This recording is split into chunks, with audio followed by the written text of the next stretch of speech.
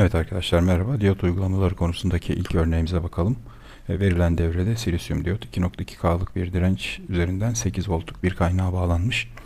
İlk yapacağımız şey diyot iletimde mi kesimde mi bunu belirlemek. Gördüğünüz gibi diyot anot ucu artı, katot ucu eksi olacak şekilde bağlandığı için diyot iletimde.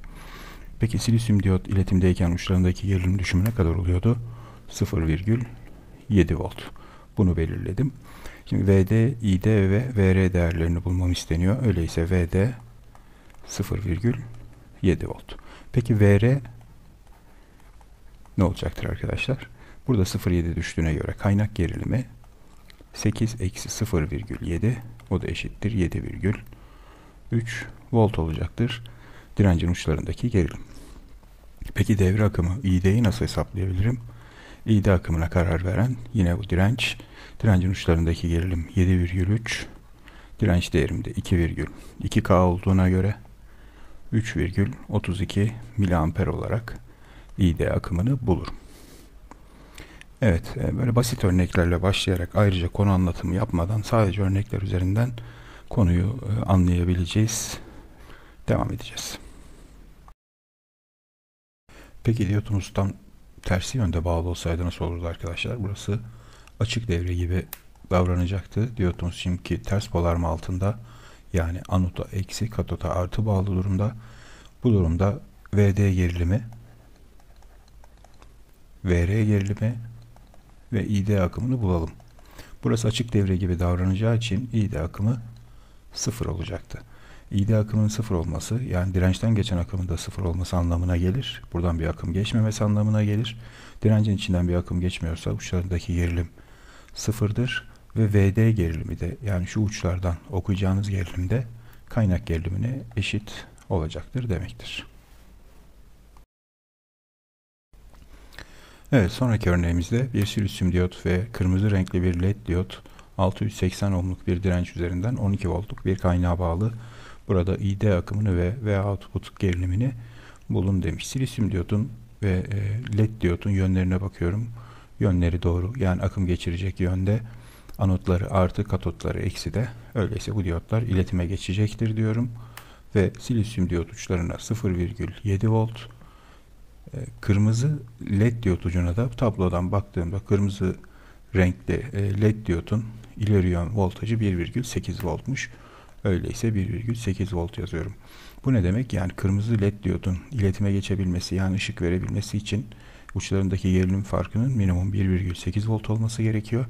Ve iletime geçtiğinde de bu 1,8 voltu uçlarında tutmaya devam ediyor. Öyleyse output gerilimini bulmak için diyot akımını belirlemem gerekiyor. Diyot akımı bu direncin uçlarındaki gerilim ile belirlenecektir. Burası 12 volt. 0,7, 1,8 bu iki uçta düşeceğine göre, yani toplam 2,5 volt burada düşecektir.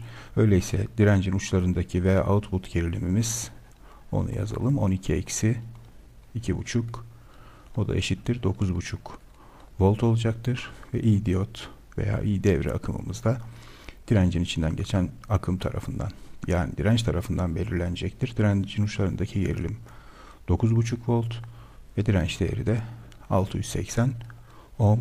Buradan arkadaşlar 13,97 miliamper olarak ID akımını hesaplayabiliriz.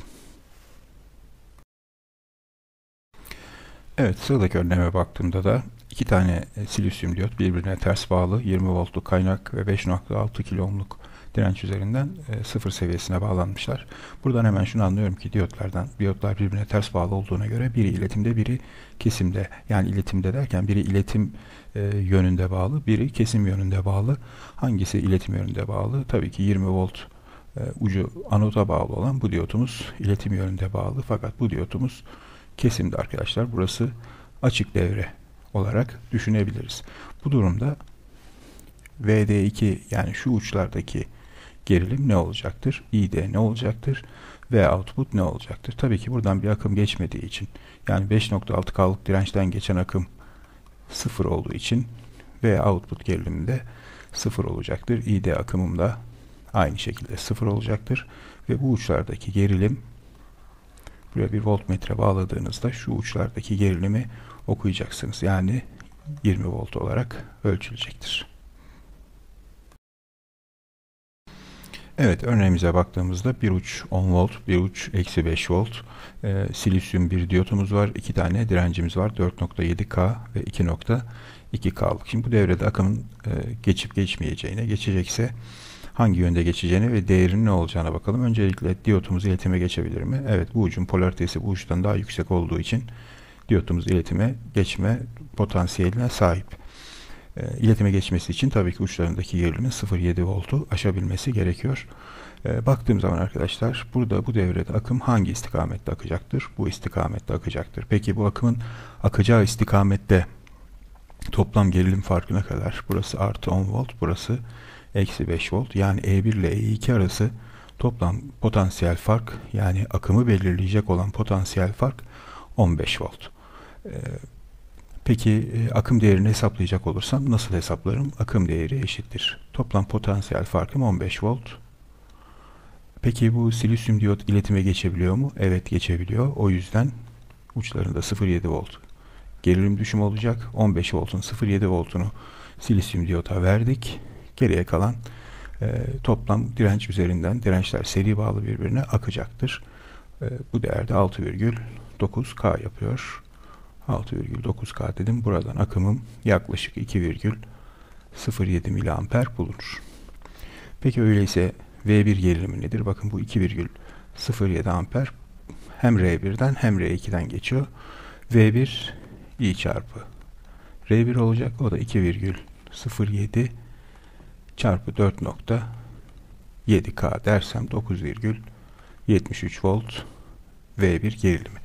V2 gerilimi de yine aynı akım geçiyor ve direnç değerim 2,2K, o da 4,55 volt yapacaktır. Bakın şu V2 değeri artı eksi 4,55.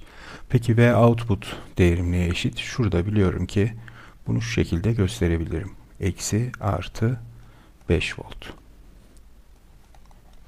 Şimdi V output gerilime baktığımda artı V2, V output şuraya yazalım. V output eşittir. Buradan yola çıkıyorum. Artı V2 gerilimi, yani 4,55 volt. Devam ediyorum. Eksi 5. O da eşittir. Eksi 0,45 volt V output gerilimi bulunacaktır. Evet, akımları ve gerilimleri bulduk. Sorumuz tamamlandı.